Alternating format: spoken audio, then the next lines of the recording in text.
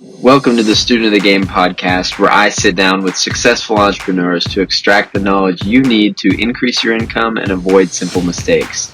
You learn from their failures so you don't have to go through the same thing. I hope that you find one thing that can change your life in this episode. Thank you for listening. Thank you for tuning in to the Student of the Game podcast. This is Tim Stone. I'm here with our special guest today, Mr. Joe McCarthy. Joe, how are you doing? Good, man. Appreciate you having me on. Yeah, well, Joe, I know that you do personal branding and social media, but let's hear a little bit of your backstory because I'm curious how you even start that. But fill me in just a little bit, and then we're gonna go from there right into it. Yeah, 100%. Well, long story short, I grew up on a farm, small farm in Virginia. I'd sell chickens, eggs, stuff like that. And when around like age 14, 15, I used social media. So I used Facebook, I used Instagram to actually sell and market my To product. sell eggs. Yeah, so I started Okay. building kind of like a personal brand, just kind of like showing behind the scenes and stuff like that. So I guess that's how I got introduced into like the social media world. And then I guess like kind of going back to like the connections. So there's this sustainable farmer named Joel Salatin, and he actually mentored Ty Lopez. So obviously Ty Lopez is a Okay. huge entrepreneur in the game. So the funny thing is I met Joel Salatin because he was like this big farmer in Virginia, and he mentioned that he mentored Ty Lopez, and so I looked up like Ty Lopez because I had no idea who he was, at age 14 or 15. And long story short, he got me into like reading books. That's how I got immersed into like business, entrepreneurship. Grant Cardone, I see you have 10X Rule on your shelf. So I've read all of his books. And so I guess, fast forward a couple of years, I really got immersed into like, wanting to work for myself, wanting to do my own thing, kind of not, going that classic 9 to 5 route. And then obviously coupling the social media with doing my own thing. That's kind of where the birth of the social media marketing was born, I guess you could say. Yeah. So that guy, the big farmer, was he big on social media? What Yeah. is that? Funny thing is he's like kind of like the pioneer of sustainable farming. So obviously there's like big factory farms and stuff like that, and it's not as sustainable. So he like created almost this better way of farming where you raise them the way animals are supposed to be raised, put them on grass, pasture. It makes for like higher quality meat, higher quality living for the animals. So he started that in like the 90s or like the early 2000s. And he grew this massive presence going on like interviews. He was on a couple like documentaries. So people really knew about his name. But he started going on interviews and he'd talk about like how he has these apprentices. So I think like maybe 2005, 2010, around that time, maybe earlier, he had his first apprentice, he said, was Ty Lopez. So Ty, when he was young, before he had the Lamborghinis and cars and stuff, he actually went to Joel Salatin in Virginia. He basically shadowed him and learned all like these farming practices, which is super interesting. I think Ty even has his own farm at this point, but yeah, like he started just shadowing Joel Salatin, and that's how I actually learned about Ty, because he was connected to Joel Salatin. Huh. So is that like a well-known story that Ty was into farming before his entrepreneurship career? If you listen to Ty Lopez's like podcasts and stuff, he's always talking about his mentors. I think he has like 3, like Dr. David Buss, and then he has Joel Salatin, which was his first mentor. So he's constantly giving Joel Salatin credit because like Joel is also very wise. Like he's like he has a lot of good like philosophies. Like he's huge into reading as well. So like if you listen to interviews from him as well, I mean, he's got insane, just like great life advice. So it makes sense. Like, 19-year-old Ty Lopez goes to his farm to shadow for like, a year or two. I mean, he learns all kinds of stuff. And I think that's kind of where his journey began too, which is super interesting. Okay, interesting. Yeah, because I'm familiar with Ty Lopez. I don't know that I've really listened to much of his stuff. So interesting. Started out just like selling eggs on Facebook pretty much. And then now what exactly is it that you do? I see you're connected with pretty much anyone I'm connected with on social media. But what is it exactly you're doing? For sure. So basically what we do, so the company's Grow This agency, and my main company is Gem Social. So basically what we do is we help people, like yourself, whether you're like a business owner, coach, speaker, entrepreneur, We basically take your social media and just blow it up. We get it out to more people, get you a higher following, get you more engagement, help you get more reach. Because obviously, like Mm. at the end of the day, like you could have the best service or product in the world, but if people don't know about it, it's not really going to help you a ton. So what we kind of do where we come in is we'll get you anywhere from 10 to 100,000 followers, or even more if you really want it. And we also get you like the reach on your posts. So like our main goal is to get you more eyeballs, build the credibility, because these days social media is a very visual platform. So having, a solid, good presence, giving off a really good first impression, that's going to help you bring in more clients. It's going to obviously show people that you're an authority in your space. So that's kind of like in a nutshell what we do, is just kind of build up the presence and help you reach more people. Yeah. So you help people also not only just get more followers, but in general build a bigger audience. Yeah. Because at this point, I think anyone can get the followers, but like the audience is the people who are actually engaging, watching your content, receiving it, and then doing business with you. Like, what are some of the things specifically that you would do to grow an audience more than just the follower count, but like grow an audience? That's something I'm really curious about. Yeah, 100%. So it comes down to like the targeting. Like you said, you can go out and get tons of followers, but what I've seen a lot of times, especially with like people in this space, is they'll get you followers, but they're not always targeted. They're not really active. So then you see all these pages that have 100,000 followers, and you go to the engagement, it's like 50 likes, 2 comments. It's like, why do you have such low engagement if you have such a high following? So with us, the reason why we started is we want to make sure that you're getting like a solid audience, people that are actually engaging, and they're obviously real. Because if you get like a real audience and you're also getting really good engagement on your posts, Instagram, if they see that, they're going to want to push your stuff to even more people. They're going to want to get your stuff on the explore page. So we kind of want to build almost this like snowball effect, I guess you could say. And then obviously with, we can dive into like the packages and stuff, but like, we also give you like tips, we give you video training. So in addition to the actual growth, we're also going to give you tons of resources to actually learn how to monetize, what kind of content to put out, how to create your brand, messaging, mission statements, that kind of stuff. Yeah. Okay. And we can dive a little deeper in that, but I noticed when you were talking with your hands there, your watch, what watch that you have on? This is just a G-Shock. I saw some video of a guy. He said that he went on some trip. Yeah, dude, and he didn't want to get I got the exact same one sitting on my Dude. desk right now. It looks like it almost looks like one of those what's the watch?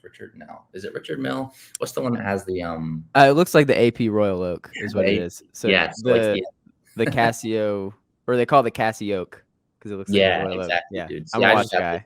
It's not crazy expensive, but it looks decent and it's kind of cool. So Yeah, I like that. I'm a big watch guy, and I happen to have that same watch sitting on my desk right now. Dude, yeah, it's a good watch. Good watch. So back to it, like we kind of dive into the meat of it. Like, what is something you can do to right now, something I could do today to start growing more of an audience of people who are actually paying attention to what I'm doing? Mm-hmm. Well, I mean, I think it goes back to like your goal. Like, why do you want to post? Who do you want to help? Like, what's your goal for your brand? Like, I think just sitting down, like, it's super underrated. Just sitting down for like an hour or two and just like sit with your thoughts, sit with a journal, just write out like, okay, who do I want to help? Who's my ideal client? Why do I want to do this? Why do I want to post? Because if you're just posting just for the sake of posting, because everybody's posting content, you're gonna get burnt out. You're gonna lose kind of like focus, like of who you're actually helping. So I would say step one is just figure out, like, get a solid roadmap of like, who do I want to help? What's my like mission? What's my goal? And then have like kind of like an avatar. I usually say this on podcasts. You want to have like an avatar in your head for like who you're helping. So like for me, it's usually, 18 to 23-year-old, males in the US, or, people who speak English, who are like getting into entrepreneurship. So that's kind of like who I always have in mind for when I'm posting. Cause then it's like, okay, like what do these people need? What do these kids like ask questions about? Like what's like the common issues or struggles they have? So that way all your content can be geared towards, solving their problem. So I would say that's like the main thing. And then obviously we can get into like the nitty gritty of like, how to actually grow the following, how to grow the engagement. But I think it's super underrated to just sit down and just figure out like who you actually want to help and then why you actually want to do that.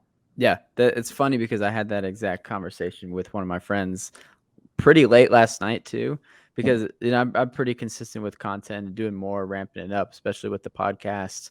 And he's like, "Why? Like what? Yeah. What are you selling? Who is it you're helping?" And because I do a lot of real estate investment, that's Yeah.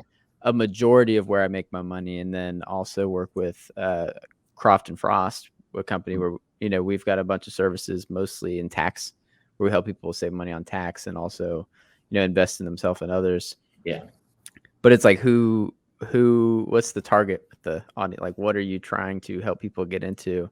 So I was going through that, and he's just asking deeper and deeper questions. Like, I think what I want to do is help people under 25 get their first real estate deals and start investing in real estate, and also increase their income specifically through sales. I think it's the best way.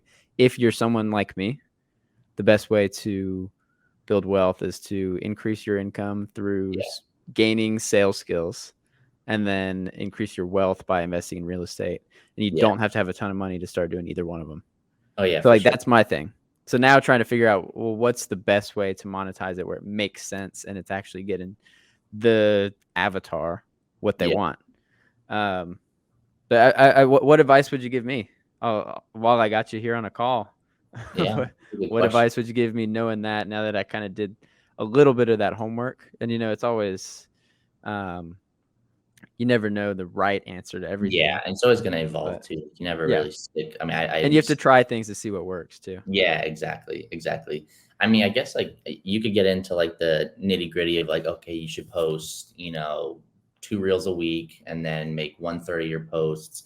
Like what I would do for you, like content wise, maybe people actually don't like I think another thing that's underrated is like lifestyle type content. Like a lot of people think you just have to give value, value, value, value. I put a poll up recently on my Instagram story, and I just asked people like, what do you want to see from me? Like, do you want to see like behind the scenes, lifestyle, motivation, tips? Everybody said lifestyle. So like, I mean, people do want to kind of get to know you as a person, the behind the scenes, like just random stuff. So like I would say for stories, make almost 100% of your stuff on stories, just like vlog type stuff, like, film like your day-to-day life, travel, fitness, your office, just work, stuff like that. And then as far as content on your feed, what I would do is I'd say 2/3 of your content should be reels. And I'd probably put mostly the reels you want to put just value-based content, just give value on like your topics, like what do you think people need help with? And then the other 1/3 I'd put like as an actual sale. So like most people also say don't sell on your feed, which you don't want to do a ton of. But I would say like if it's 1/3 or less, then it's fine. So like, let's say you're coming out with like a new course or like a new program, or you have like a one-on-one coaching, or like you want to offer a call to somebody, maybe every third post or every fourth post, just mention like, hey, if you need help with XYZ, DM me the word grow. Cause like you obviously want to start bringing in clients. But I would make the other 2/3 content just value based, and I'd probably all put that into reels because reels are really popping off right now. Yeah. So do you need to put a ton of work into the reels? Like, do you need to hire an expensive editor? And what do you see works best in reels right now? Especially since everybody's doing reels, what do you see works best right now? Yeah. So obviously having like a high quality camera is going to help. If it looks really good on your screen, it's going to help get you more views. But at the end of the day, most people use that as an excuse. Like I made it a point to like basically only use my iPhone to film all my reels. I have an editor. I pay him $20. It's super easy. I think he's actually in Wake Up Wealthy too, which is super cool because I try to keep everything connected with people that I'm connected with. But as far as the videos, you do not need to put a ton of money into it, because that's one main crush that people have is, oh, I can't start because I can't hire like a editor, I can't hire a photographer, I can't buy this camera. If you just pull out your phone and just film a video less than a minute long and post that up, you're going to get decent traction. So I don't think you need to overthink it. I think the most important thing is just getting started, building this repetition, because like you're not going to be, perfect right off the bat. Like maybe you post, 5-10 videos just to kind of get, your wording right, just so you can get more confident. And then you can start hiring out like someone for $20 to $30 to edit the videos, add the captions. And then obviously once you do that, then maybe down the line you can, buy like a fancy camera and do that. But to get started, like you really do not need a ton of like fancy gear. And I've posted 250 pieces of content without, a fancy camera. I've just used, my iPhone. Mhm. It's good advice. And I think I kind of skipped over it. We went straight from the eggs to dropping value and knowledge. But how did you start doing social media specifically as a service? Yeah. So once I started reading all those books, like obviously I got, introduced to Ty. Ty's super big into like reading. I read probably like 60 books about like business, entrepreneurship. So I just created an Instagram page randomly, Real Joe McCarthy, and then I just started posting just random videos about, what I'm learning or business, entrepreneurship, advice. And then I just started to kind of build my personal brand from there. One issue I was having is I was posting a ton of content and I was giving a decent amount of value, but I was struggling to actually like grow. I was struggling to reach more people, with my message. I Mhm. was getting frustrated. So like I started looking into like, ads and like campaigns, giveaways, like all these different types of like growth methods. I've tested out a few of them. Some work, some don't, but I just started to really immerse myself into like the Instagram growth space. I'd say around like age 15, 16, I partnered up with my buddy Dre. Mhm. So Dre Medici, he's actually in Miami, Florida right now. And he founded the company Grow With Us. So like we partnered up super early on. And Yeah. to date, like, we've helped over 7,500 clients. We've, blown up people's pages. He's obviously at 500,000. I'm at, 300K or so. But we started to just do it for ourselves. So we started building up our own pages, building our Mhm. own brands, getting our own. And how old are you now? So right now I'm 21 or Oh, about to awesome. turn 21, but About still, to turn 21? yeah. Oh, nice. I'm Yeah. 22. So we're right there, Yeah, close to still each super other. young. Yeah, still getting just getting started. But I got started into business super early. So going back to like, partnering up. So like where it all began is I just started selling people on the phones because I grew my personal brand. Dre grew his personal brand. People started asking us like, hey, how can I grow my brand? Like I, have a podcast, I have a, coaching course that I want to get out to more people. How can I build my following? So we just started doing it for them. And then it just quickly turned into this service. So I was still in high school at the time and I was, Mhm. like on calls, closing deals, in the bathroom, texting, closing deals. So like I was really trying to just like build this, company up with him just to, make the most of it. But that's basically like where it got started. Yeah. So what is the key to selling through Instagram? Do you do it pretty much strictly through Instagram, all Hmm. your business? Yeah. So what's the key to making a connection and actually translating it to business? Yeah, that's a Uh, great question. So it's two things. It's the scripting that you're using, but it's also the branding on your page. So I get a ton of I'm sure you do too. We get tons of messages in our mhm. inbox, a request box on Instagram. Sometimes they're good messages, sometimes they're horrible. So I would say like to start off as far as like the scripting goes, I mean, you want to make it super short because these days our attention span is like a goldfish. It's like 2 seconds. So you really need to catch their attention like ASAP, and having like a long script about like who you are, what you do, like Yeah, here's I blah, ain't blah, reading all blah. that. Yeah, like delete, right? So like you want to make sure that it's like super quick, straight to the point. I always ask a question at the end. So a lot of times, you may text a script and it'll say something like, blah blah blah blah blah, like message me back if you're interested, and that doesn't really like entice a response. If you Yeah. say something and you're actually genuinely interested and it's a question, something like, hey, how long have you been in entrepreneurship? Or, hey, I just came across your page, love the value you're giving. How long have you been in the, coaching space? And then that actually entices a response. You're actually genuinely interested. And then after that is when you can kind of get into like a conversation. And I'm always booking calls within 3 messages. So they respond to that. I'll ask them like about their branding, like, do you bring in business through your page? Like, how's that going? No, I don't bring in a ton. Got you. I'll just send like a quick message of what I do, but it doesn't come until after I've made a connection, Mhm. gotten a response. And then after that, I book a call. So that's the first thing, is making sure your scripts are on point. And I've tested like so many different, scripts that work super well, that are horrible. I've sent 10,000 plus messages so far. So I've pretty much like pinpointed like what works, what works well and what doesn't.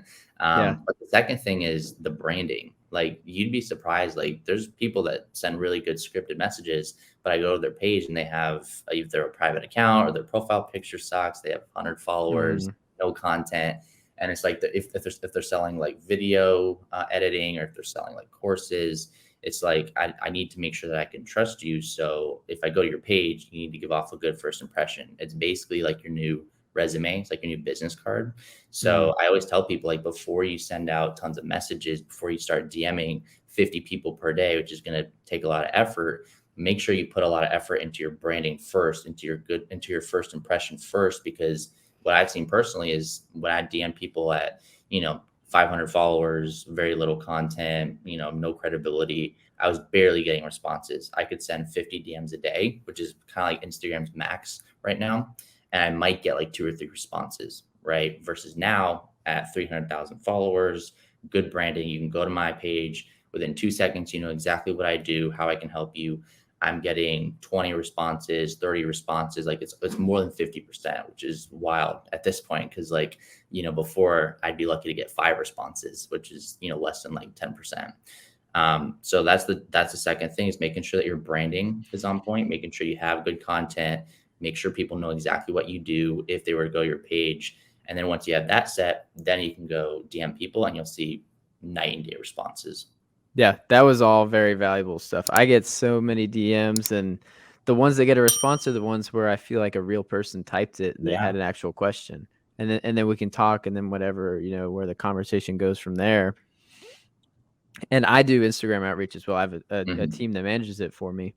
Yep. But Same. it's the same thing.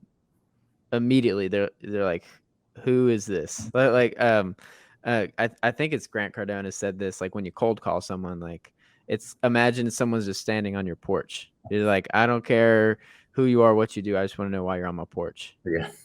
And that's kind of the same thing. So you message someone, they're probably going to click on your profile before they Yeah. read the whole message. 100%. So so if you're trying to sell social media services and you Yeah. have Especially zero, growth. you Like have you gotta make one sure or two, yeah, social media growth services, and you you gotta have make sure you have a good follow. 48 followers, and people look at your page, you can't even tell what you do, or they're like, hey, Yeah. let me help you make more money, or a lot of fitness ones, and like sometimes they're not Mhm. even in great shape. It's Or they like, have no results, no testimonials. That's another thing, is exactly. if you have good results and you have good testimonials, make sure you document. Like if you go to my page, you'll see like my first highlight is branding. I've got hundreds and hundreds of before and afters, testimonials. So that's another thing I'd say for people, is if you have like a service or product and maybe you don't have a ton of clients yet, just do something for free. Like let's say you do like a free service in exchange for a testimonial, like especially to get started. Like let's say you're starting from scratch. The biggest thing I was taught is like, do something for free for them. Just provide as much value as you can and get a testimonial from them. If you can gather like 15 good quality testimonials or results, you can document that, put it on your page on Instagram. So then when you go message people, it's like they ask like, oh, who have you worked with? Oh, what results have you gotten people? You can send them 15 videos of people all saying the same thing. Oh, this guy is badass. He's, helped me go from here to here. And I think that's like another key, is making sure you actually have results to kind of back that up right on your page so they can see that. Yeah. Mhm. So, I mean, I think the next important piece that I want to know is like, it's all sales. Most business is just Mhm. sales. Like, what are you doing to improve your skills and make sure that you have something that can help them? They're at least interested by the time they book a call. Like, how do you make sure that the decision's made? That's Mhm. the key to success. Yeah. But No, what are some of your favorite things to just increase your sales skills? yeah, I mean, yeah, going back to results, testimonials, like my partner Dre, he created like a VSL that will actually go over like, so, I just saw you booked a call, like here's, scroll below, you're gonna see like some results, like here's, Mandy, who went from like 5K to 150K, here's like a video of her. So like we're trying to really hone in on results, testimonials, before and afters. Because if people can trust you and that they can see that you've worked with other people, they're going to be way more likely to buy. So we Mhm. try to send that before the call, because then that almost gets rid of the objection of like, will this work for me? Because a lot of people, they're very weary to buy a product if they don't know if it's going to bring them a return. So if we can show that before the call even happens, they're already excited to hop on the call to learn, how to scale to like 10K or 50K or 100K or whatever it is. But we've been really honing in on like before and afters because we have tons of results. So we might as well, utilize them, Yeah. for those people who are interested enough to hop on a call with us. Yeah, you just got to do everything you can to control the variables. If that's something that they're going to ask about, go ahead and show it to them first. Yeah. Um, And there's tons of other things too. Like, I mean, I'm sure you've, learned all about sales, but like trying to handle objections before they even pop up is like a big thing. So like, before you even get into like the process or the prices, just, ask them like, is there anybody else who needs to be on this call, who have to make a decision? Because the number one objection I get right now is probably I have to go talk to my wife or my team or whatever it is, my hamster. It's like they always have to talk to somebody. So it's like I always try to just get that out of the way. Like, are you the decision maker? If they say yes, down the line when they're like, oh, I think I'm just going to go talk to my girlfriend about this first, you're going to be like, well, in the beginning you said, you were the main decision maker. So what is it exactly that you want to like go talk to them about? So handling objections before they pop up is also a cool thing that I learned early on. Yeah. And do you do sales training or where did you learn it?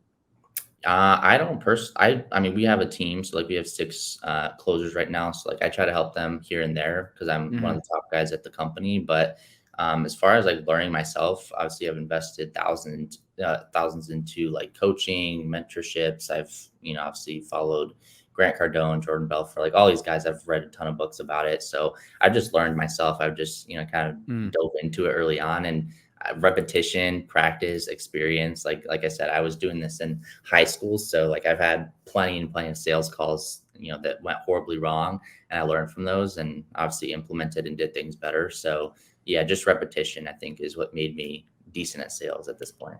Mm-hmm. And how could I do something like what you do? Like, is that something someone could get into, or you recommend someone gets into, or what?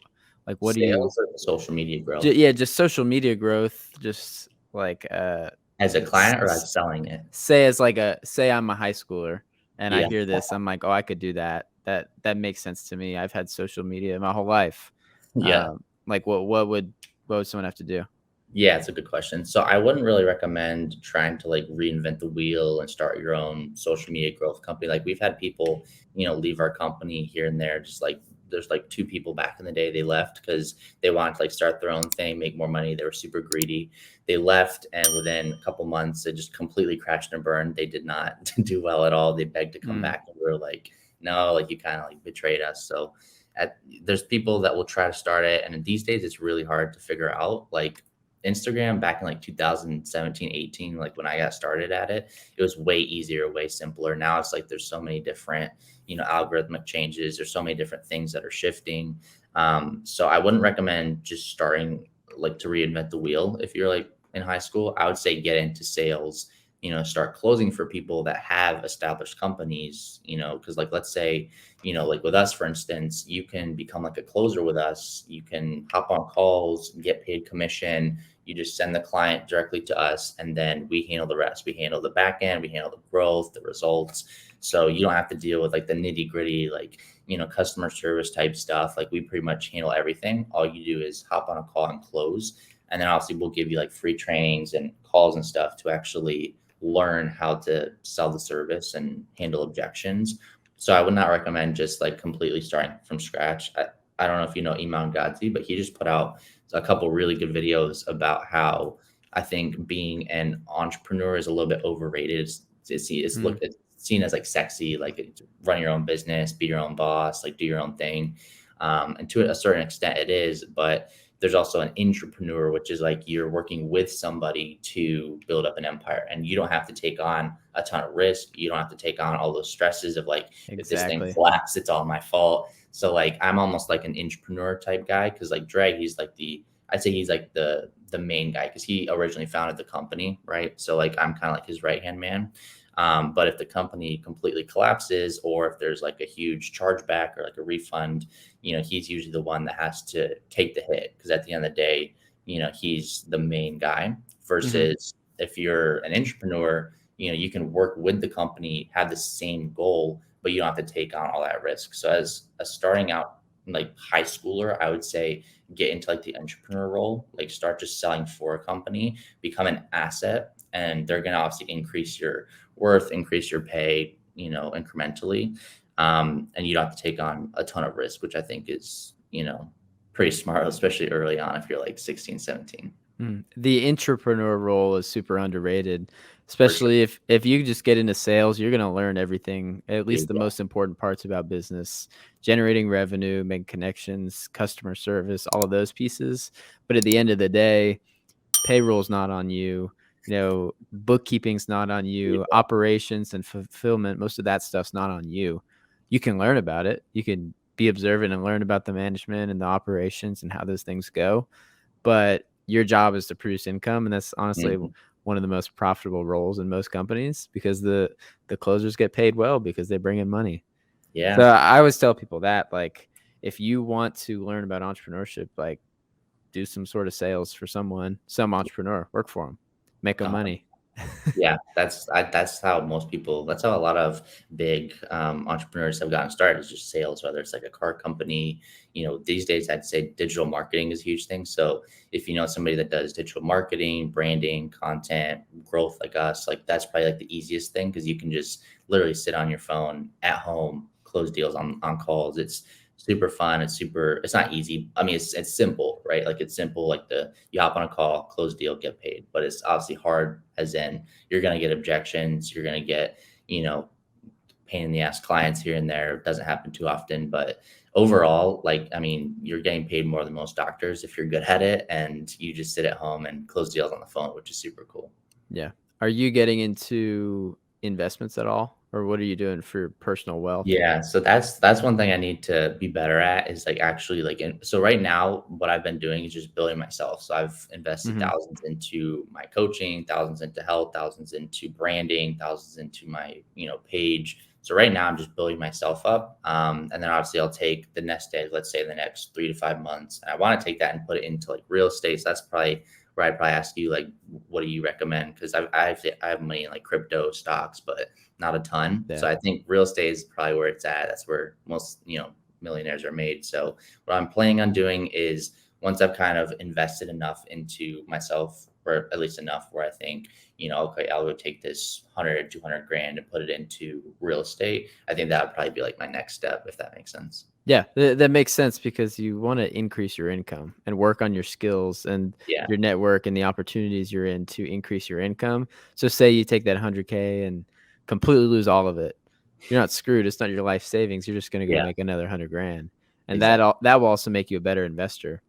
because you're less emotional about it. You're making the decision because you think you're going to get the best return. It's not emotional. It's not the last dollar you're ever going to Yeah. have, especially being as young as us. Like, that, all right. I mean, well, so that we hadn't touched on is you just recently had your first child, right? Mm-hmm. Congratulations. Thank So I you. was gonna say, like, I don't have any kids yet. I'm married as well. But being this young, you can take a lot of risk. You're in a little bit of a different situation. How, like, what's your thought on being Yeah. risky, really young, having a family? No, 100%. That's a good question. I'd say like, well, if you're like age 15, 16 up to like, 25, yeah, I mean, everyone says it's super cliche. Like it's the, best time to take risks. So especially if you're not married, if you're living at your parents' house, like that's when you really want to start taking action, make, mistakes. As far as business, you don't want to just go and, party and get drunk, but like, yeah, make mistakes, go invest into like courses, coaching, and, reinvent yourself. Obviously, like if you're married, I think that kind of puts a little bit more responsibility on Mm-hmm. you. And like if you have a kid, it's like that much more. So like Yeah. me, I'm 20, right? So I'm still super duper young. So I don't think like, if I was to like blow 20K, it's not like the end of the world versus if I was like, 40 or 50 and it was like my last 20K and I blew it, that would be a completely different story. But yeah, I'm still just getting started and I've obviously made sure to, set myself up financially to where like I don't have to worry about, money, finances, stuff like that. And I think if you're like looking to get married or have kids, like you definitely want to make sure that you have all that stuff in place first. Cause like, I don't recommend just like willy nilly going into it. Cause so many people, argue about finances. Like that's like the number one thing that people argue about in relationships. So if you can get your finances right, I'd say that's number one. And you're going to only be able to do that by taking risks, learning, having experiences. So if you can do that before, age 20, 25, maybe even 30, just before you get married and have kids, I think that's probably the smartest thing to do. Mhm. And what has changed after becoming a father? You guys becoming parents. Yeah, good question. I mean, for me, I'm surprisingly a lot more like motivated. Like I like that protective Makes instinct. sense. Yeah. Yeah, yeah. Like I mean, I want to provide because it's like a little bit more pressure on me, but also just because like I want her to have a good life. I want my wife to have a good life. So it just puts a little bit more like fire in your belly to like go out and do more, honestly. And then I think on top of that, just having like this funny like protective like instinct, I want to just like destroy anybody who would like come across or like who would come in between us or something like that. So I think those are probably like the main two things I've seen has shifted. But yeah, I mean, it's definitely giving me a lot more motivation, a lot more like time to think about like like what do I actually want for her like in the future. Like it gives me kind of like a why, like a reason to go out Mhm. and make more money, make a bigger impact, help more people, because at the end of the day, that's going to help her have, an amazing life, which is, the end goal. Mm. Yeah. It's funny because a lot of people will say their whys, their kids, and like even personally, one of my end goals is I want to leave generational wealth to a family that's well equipped to make good use of it. Yeah. But I don't have any kids, and then now you do, so it's Yeah. different. That's just one thing that haven't had that conversation much, especially with. I definitely recommend it. She's definitely a blessing. She's awesome. Yeah, absolutely. Has it changed much in your business? I know your whole life probably looks a lot different, but Surprisingly, business-wise. like not a ton. Like I work from home, so like I'll have to Mhm. like take calls in the car if she's like crying or something. So like, Yeah. just little day-to-day things like that. But overall, like not really. I mean, like I try to make it a point to like spend a decent amount of time in the business, but then also spend a decent amount of time with, my family, with my wife. So like we go on date nights like almost every single week. And I have like a very rigid schedule. So like I'll, mark out like, okay, this is the time where I go from, business, podcasts, calls, work, and then, 6 p.m., 6:30 p.m. And after that is just, time with the family. So I think if you have like a rigid schedule like I do, and I always create it like the night before so I know exactly what I'm doing that day, then I just stick to that. And like having a kid, it's you're gonna have to like come here and there and help the wife with whatever it is with the baby, but overall like I'm doing exactly what I'm doing. I just have a little bit more fire in my belly to get things done, I Yeah, guess. and you schedule it all out, like, on your calendar. 100%. You got I'm date night on very your calendar, all those things? like I Yeah. got like I have a weekly calendar, I have a monthly calendar, and then I have like a quarterly calendar. So I have like 3 months. And it's all like on my wall. And I also have like Mm. a daily calendar in my notes section on my phone. So I'm like, yeah, I'm just super like anal about, sticking to the schedule, like from like when I wake up to like when I go to bed. I mean, if I know exactly what I'm doing, then there's really not a ton of time to just bullshit. And like, because if you wake up and you don't know what's in store for this day, it's like, you're probably going to waste time scrolling and doing XYZ. But if you have like, okay, from 8:30 to 9:30, I'm doing this, 10 to 11, I'm doing this, podcasts, calls, coaching, whatever it is, if you have that marked out every single day, you're much more likely to stick to it and to not waste as much time. Mhm. And sometimes you can miss out on things like that because you're prioritizing your schedule, but I heard it recently said that, if you prioritize your schedule, you should schedule your priorities. So that's Mm-hmm. the thing, like, what time am I gonna wake up? If I wanna go to the gym every day, but Yeah, sometimes my exactly. my busy day gets in front of that, well, you should Schedule it out. schedule the gym, the date night, the time where you're not gonna be working, where you're gonna be Yeah. with your And kids and your wife. speaking of scheduling, if you want to go back to like the branding content, people make the excuse, I don't have time to create content. Right. Scheduling your content is one of the biggest keys that I've found. Because if you can mark out on like a Saturday or a Sunday where you're not like, super busy, just say like, okay, Saturday, 2 p.m. to 3:30 p.m., I'm going to be filming 7 to 10 reels, 1 minute long. You're going to have almost like, depending on how much you post, like you can make a full month's worth of content or a full week's worth of content within a couple hours on a Saturday. And people think like it's super stressful. It's going to take a ton of time. I have too much going on. Like at the end of the day, it's really about priorities. Like everybody has the same 24 hours in a day. It's really about like, what are you putting on your priority list? Like what's your schedule looking like? And if you can schedule and put it on your list, that I'm going to do, 10 videos, 10 reels this Sunday at 3 p.m. to like 5 p.m., whatever it is, you're going to make it happen because it's there on your schedule, or at least you're a lot more likely to make it happen. And that's what I always tell people is like batch your content, which basically just means create it all in one day and then just post it throughout the next 3 to 4 weeks. So I think that's another key is, scheduling. Do you do anything special to brainstorm ideas? Because that's a hard part for me. Most of my content, I will think of something and I pull out my phone right away and record it. Or it's something like this where we're having a conversation and it's clips taken out of longer form. But the sit down in front of the camera and batch a bunch of content. How do you come up with those ideas? No, that's a great question. So as far as my content process goes, so yeah, like you said, if I hear something that kind of just sticks, I'll put it in my notes. It's like I have like random quotes in my notes, and then I'll have like I'll write out my reels, like reel 1, reel 2, reel 3. So like I'll write out my reels in my notes section on my phone beforehand. So like I'm not just like willy-nilly going into Saturday and saying like, okay, let's think of ideas, think of 5 reels, and then you're probably gonna have horrible quality content if you do that. So I always try to gather up stuff throughout the weeks, whether it's like I'm listening to a podcast, whether I'm listening to, an interview, or if we're doing something like this. I might film myself like outside the Zoom, or maybe I'll just, clip some of this type of stuff and I'll put that into a post. But what I'll do is I'll be actively listening. So like I almost like will listen to like, let's say a 2-hour podcast with the intention of let's get at least 2 to 3 nuggets out of here that I can create content with. Because if you're actively listening, you're like, okay, like let's, just see like what kind of value we can get out of here. You're almost 100% of the time going to get something, whether it's like a quick quote that you can post up, whether it's like an idea that you have or something that sparked in your mind that you want to create like a quick 30-second video about.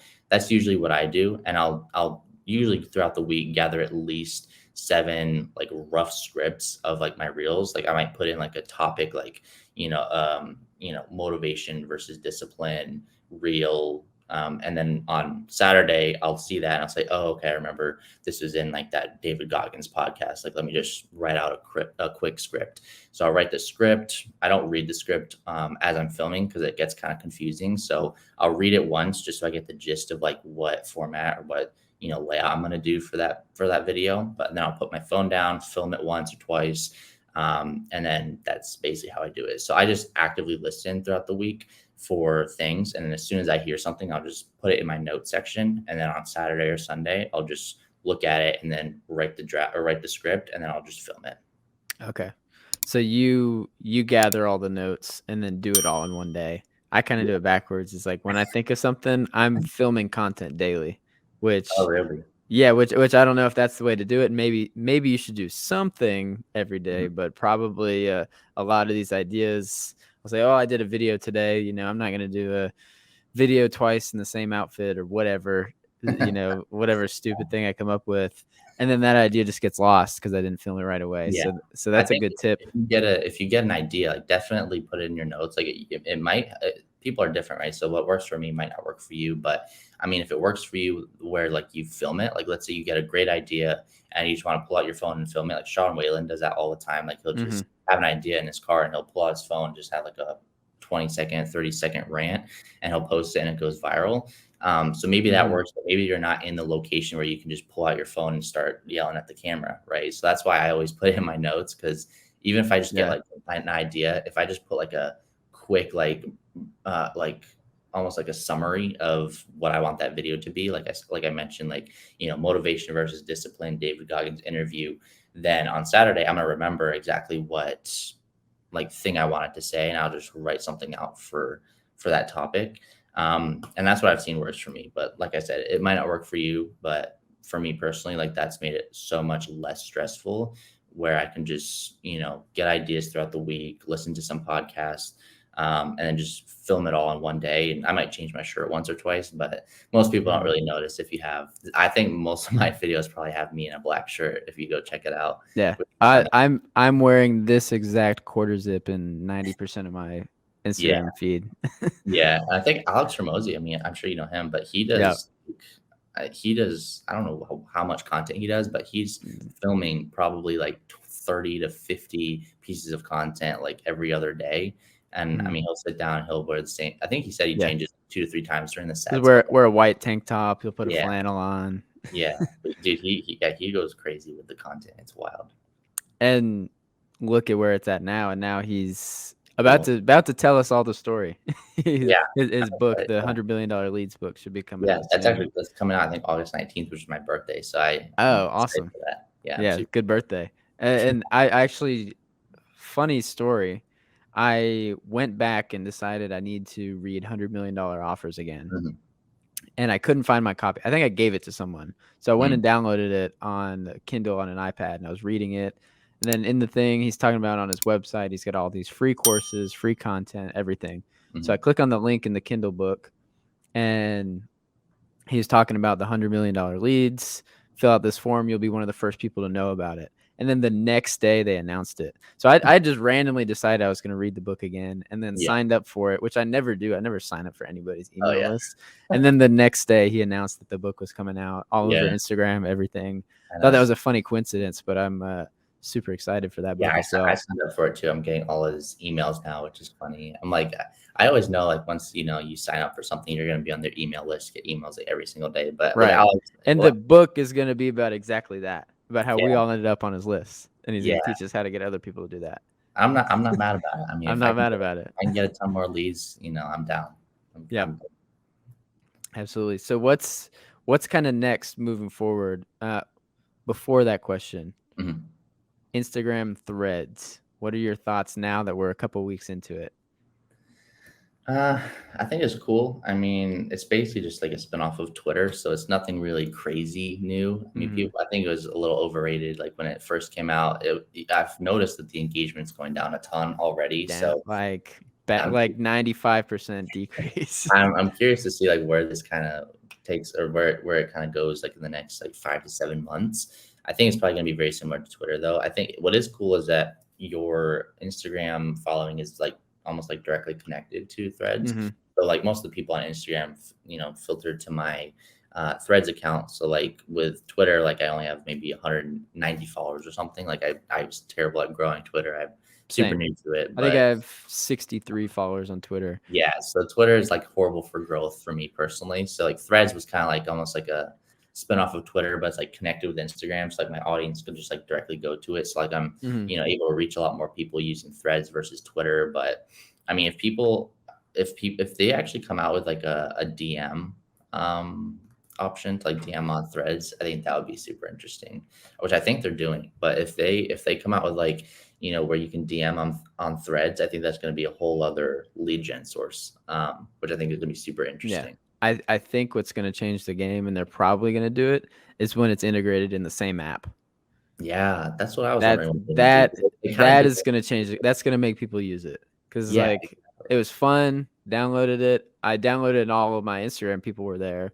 So like in the first day, I had 2,000 followers, and people were responding, and all my friends, like all the other entrepreneurs in the space, were posting constantly, and it was just so much fun. It was awesome. It was and then that's gone.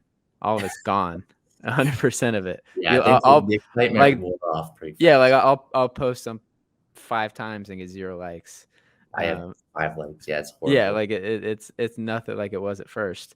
But once it becomes the same app, if they do that, which they will if they're smart, because now it's dead, and it's just kind of all in the same thing. I don't have to leave Instagram to be on Threads, because Instagram has everybody's attention. Exactly. I don't know what it is. They're good at it. They're attention scientists. Yeah, that's why we're super highly focused on, because we do growth with like other platforms, but Instagram is the main platform that we've been growing on like past 5 years. So Instagram is definitely like the number one platform. So yeah, I agree. If they put Threads on the same app, then I think it'll really blow up, and I think that'd be super cool. Yeah. Well, Joe, we can kind of start to wrap it up here, but I wanted to give you an opportunity to leave anything that we may not have touched on the podcast that you think is relevant information. And then, of course, we'll let everybody know how they can find out more about you, get in touch with you, all those things. Mhm. But Yeah. any last words you need to get out there? I mean, one of my main messages is just take action. Like so many people have theories of like how they want to grow. They have ideas of like what content they want to post. They have, ideas of like what their target is, like what they want to do. But at the end of the day, like just getting started, I think is the biggest thing. Like if you don't actually put out that first video, which isn't going to be great, no matter what you do, you put tons of time and effort into it, it's probably going to suck and you're going to look back, 2 years. It's And gonna the truth is, nobody's gonna watch it. and And if they do, they're not gonna remember. Exactly, dude. Yeah. So I'd say just repetition, get started, put out that first video, take action on like if you get a nugget or two out of this podcast, like, take action on it, write it in your notes, and start actually implementing. Because the sooner you can actually get started, the sooner you're going to see results. And the sooner you're going to get better at, especially, creating like video content. For me, it took me a long time to actually get like confident on camera, to want to go on podcasts. But, that wouldn't have happened if I didn't just get started and put that first video out on social media. So yeah, at the end of the day, just, get started, take action. And yeah, I'll just leave you with that. Yeah. And here's a call to action to you listening. Take something you learned from this podcast, post it on Threads, and then take the thread and post it on your Instagram feed and tag me. And that'll be a good piece of content for you to kind of start and get used to doing what Joe just taught us about. Exactly. So I appreciate the time, Joe. Where's the best place people get in touch with you? I'm assuming Instagram, but Yeah, probably what's your Instagram page? At Real Joe McCarthy. I think it's at Real Joe McCarthy for like, you can find me on pretty much every platform, but Instagram is where I'm mostly active. So yeah, feel free to go there. If you want to check out the website, it's gwuagency.com. So feel free to check that out. And yeah, if you have any questions, feel free to hit me up. Always answering DMs. Awesome. I appreciate the time. Thank you for listening. If you listen this far, we will see you on the next one. Thanks for tuning into the Student of the Game podcast. If you listened all the way to the end, I would love your feedback. The best way to connect with me is to reach out through Instagram. Leaving a thumbs up or a review on whichever platform you're tuning in from will really help this podcast reach more people. So if you found it valuable at all I can ask is that you would do that for me. Thanks. Until next time.